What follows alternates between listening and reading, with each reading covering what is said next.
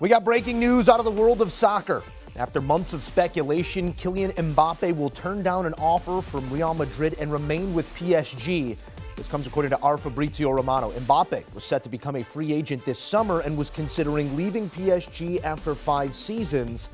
He was named Ligue 1 Player of the Year for the 3rd consecutive time last week.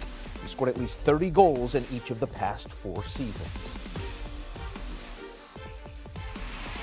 And for more, we say hello to the host of the Que Golazo podcast, the premier pod in all of football, Miguel Echegaray. Luis, I really want to start with what we know about the last 48 hours. How did we get here? How close was Mbappé to actually leaving PSG?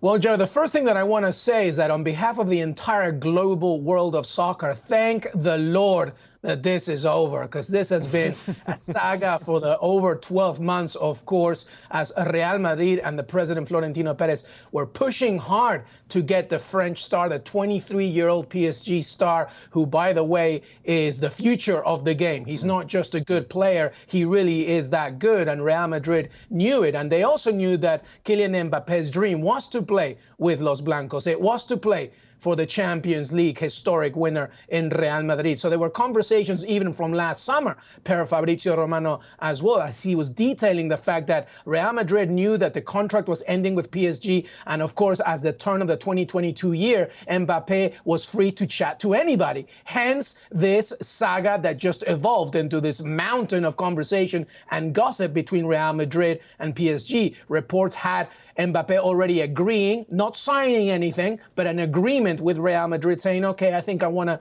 go there. Then doing a 180, asking for a little bit more time because PSG were going with a gung-ho offer of themselves. Let's not forget about the context. Kylian Mbappé is, a kid from Paris. He's always been a dream of his to obviously, shine a light on his city and, of course, with PSG. But the ultimate objective was to win the Champions League, and that's something that he hasn't done yet. And that was a major part of this whole thing. So anyway, in comes PSG with a massive offer. I'm sure all the numbers, as you said in the intro, came in, with all that money. But even more important than anything else, Joe, now Kylian Mbappé has control of the pitch. And I think that's going to be a massive thing. It's very NBA, very LeBron James. He's going to be able to dictate what he wants in this club. It's a massive, massive deal and proves once again that money talks, my friend. Yeah, the player empowerment era is international, far-reaching, and we are currently in the midst of it. The club effects, though, they're far-reaching as well.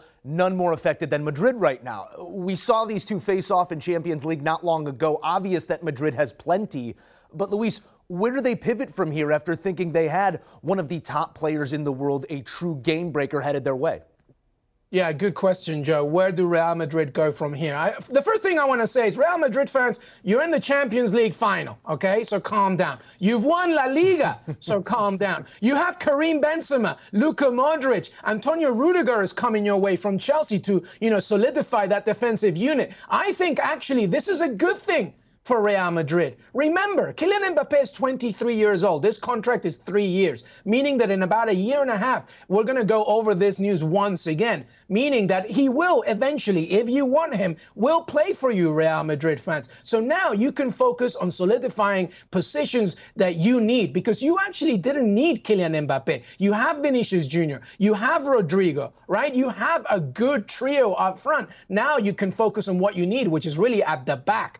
Focusing on maybe a right back and a left back, maybe a younger central midfielder because, Luka Modric and Toni Kroos and Casemiro are not getting any younger. So this is a good thing. You just have to be patient. And like I said, a few added pieces that can help Real Madrid this summer will hopefully get them to once again win La Liga and once again be competitors in the Champions League. Yes, it's definitely detrimental because for so many weeks, months, maybe even more than that, you thought Kylian Mbappé was coming your way. Just be patient. I really do feel that at some point in his career, he will come to Real Madrid, just not now. Well, we continue to unpack this from all angles, and for more, we welcome in our football insider, Fabrizio Romano. First on this story, Fabrizio, what can you tell us about the last 48 hours and how this news came to fruition on your desk?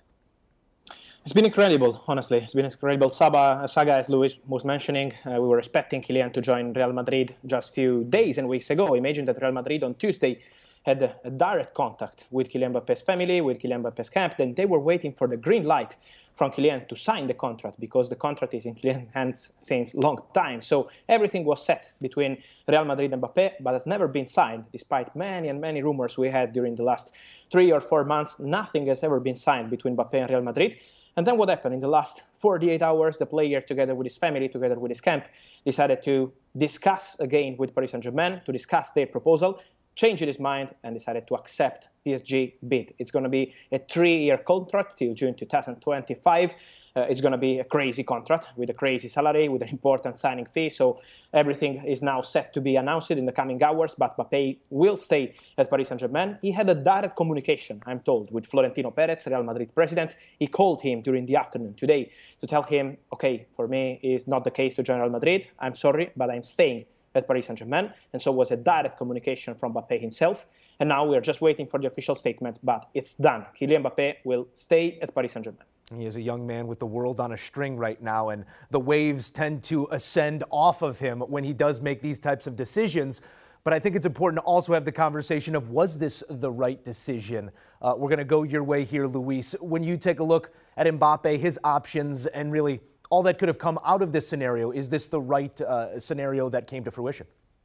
Yes, and I tell you why, Joe, because he's 23 years old, because he's already won the World Cup, because he's the future of this game, because obviously he can once again now compete for a Champions League trophy with the team from the city that he loves so much. If he was 27, 28, pushing towards the end of his career, and he had only known just one club, maybe I would have said, I think it's a mistake, Kylian Mbappé. Maybe you should have given yourself a new challenge. But so often we forget just how young this player is, because he's done so much already. And we, fans, the media, expect so much of him already. He's 23. And I think that now, in these next 3 years, he's going to say to himself, I'm going to give it one more shot in this club. And now, because of all that contract information that Fabrizio was talking about, he also has control of the pitch. And that's massive. That's monumental. I don't even think somebody like Lionel Messi in his heydays with Barcelona had that much control, and Kylian Mbappé now has it. So because of his age and because of what he can do now in the next 3 years, I think it's fine for him to stay. And again, Real Madrid fans, you didn't need him from a positional standpoint, and you can wait and be patient, because I do think that that relationship, Real Madrid and Kylian Mbappé, will eventually happen, just not now.